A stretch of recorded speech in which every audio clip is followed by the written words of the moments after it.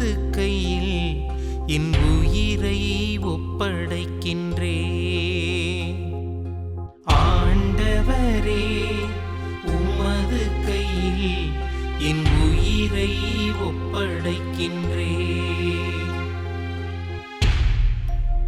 எனக்கு அடைக்கலம் தரும் கற்பாறையாயிரும், என்னை பாதுகாக்கும் வலிமை மிகு கோட்டையாயிரும். ஆம், என் கற்பாறையும் கோட்டையும் நீரே.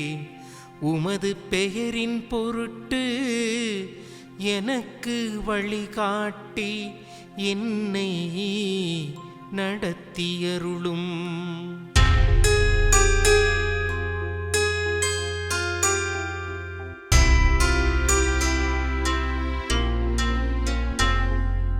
ஆண்டவரே, உமது கையில் என் உயிரை ஒப்படைக்கின்றேன்.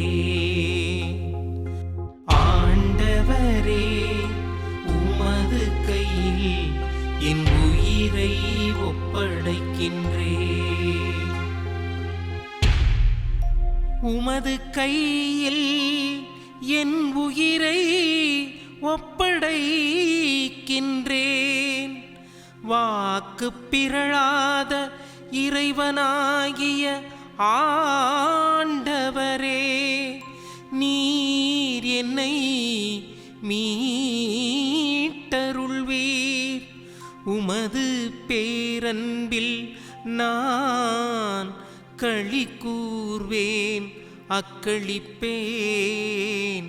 என் துன்பத்தை நீர் பார்த்திருக்கின்றீர். என் எதிரிகளின் கையினின்றும் என்னை துன்புறுத்துவோரின் கையினின்றும் என்னை விடுவித்தருளும். உமது முகத்தின் ஒளி அடியேன் மீது வீசும்படி செய்யும். உமது பேரன்பால் என்னை விடுவித்தருளும்.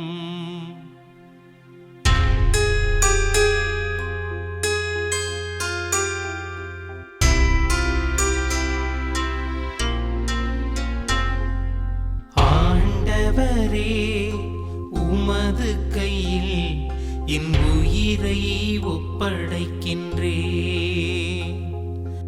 ஆண்டவரே, உமது கையில் என் உயிரை ஒப்படைக்கின்றேன்.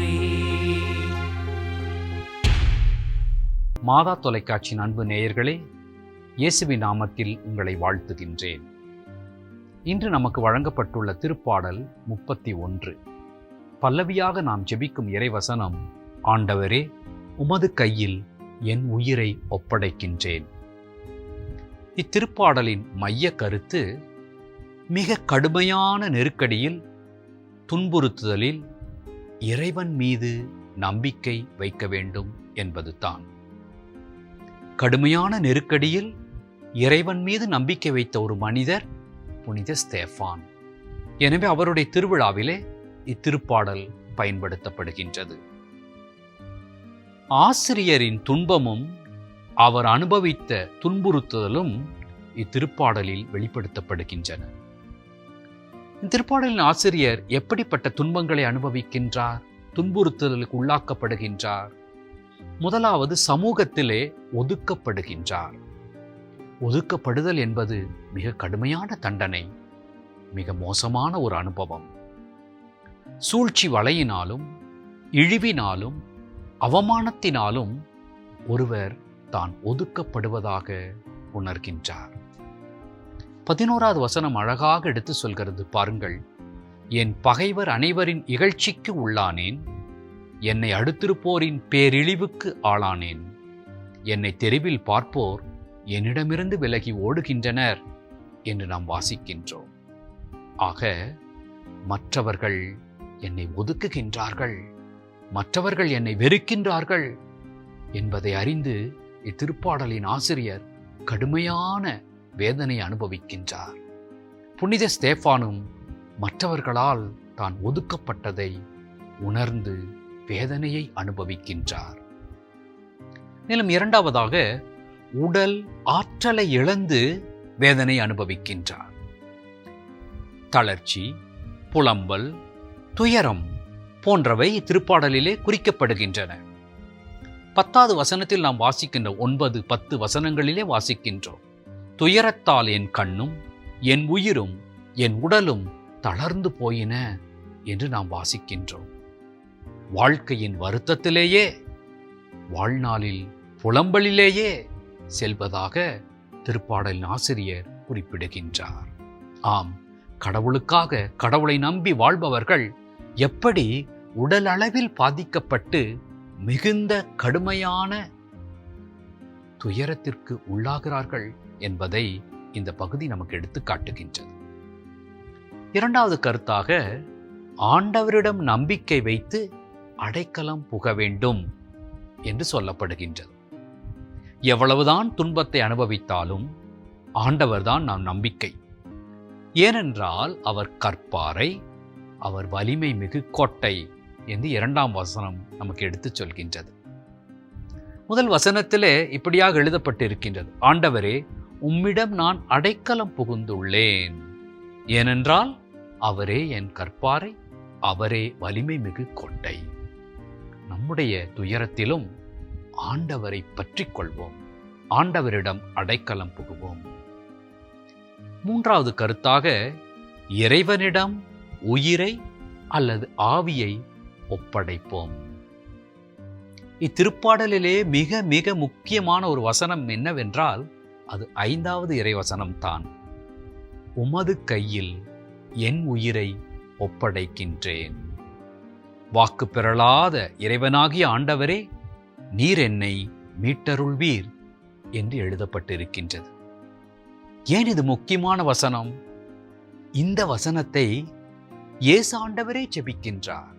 லூக்கா நற்செய்தி 23வது அதிகாரம் 46வது இறைவசனம். இந்த வசனத்தை புனித ஸ்தேஃபானும் சாகும்போது ஜெபிக்கின்றார். திருத்தூதர் பணி 7வது அதிகாரம் 59வது இறைவசனம். இந்த வசனத்தை தான் திரவையானது இரவு ஜெபத்திலே தினம்தோறும் ஜெபிக்கின்றது. இந்த வசனத்தை தான் இந்த திருப்பாடலின் பல்லவியாக நாம் அனைவரும் ஜெபிக்கின்றோம். அப்படி என்றால் எவ்வளவு முக்கியமான வசனம் பாருங்கள்.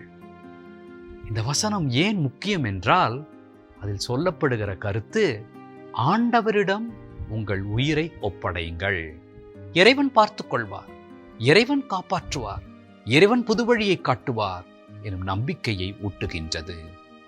இத்திருப்பாடல் முடிவிலே எதிர்நோக்கை ஏற்படுத்துவதாக இருக்கின்றது. ஆண்டவர் மீது நம்பிக்கையுடன் காத்திருப்போரே, நீங்கள் அனைவரும் உள்ளத்தில் வலிமையும் உள்ளத்தில் உறுதியும் கொண்டிருங்கள் என்று முடிகிற திருப்பாடல் நம் உள்ளத்திலே ஒரு எதிர்நோக்கை விதைத்து செல்கின்றது. ஜெபம். அன்பான ஆண்டவரே, வாழ்க்கையிலே கடும் நெருக்கடியிலும் துன்புறுத்தலையும் அனுபவித்து வாழ்கின்ற எங்களுக்கு இன்றைய திருப்பாடலின் வழியாக நம்பிக்கை ஊட்டுவதற்காக நன்றி. எப்படிப்பட்ட துன்பம் வந்தாலும் நீரே எங்கள் கோட்டையும் வலிமை மிகு அரணுமாக இருக்கின்றீர் என்று நம்பி உம்மிடத்தில் எங்கள் உயிரையே ஒப்படைக்க, தளர்ந்து போன நேரத்தில் திருப்பாடலை ஜெபித்து திடம் பெற, எதிர்நோக்குடன் வாழ கற்றுத்தருவீராக. ஆமென்.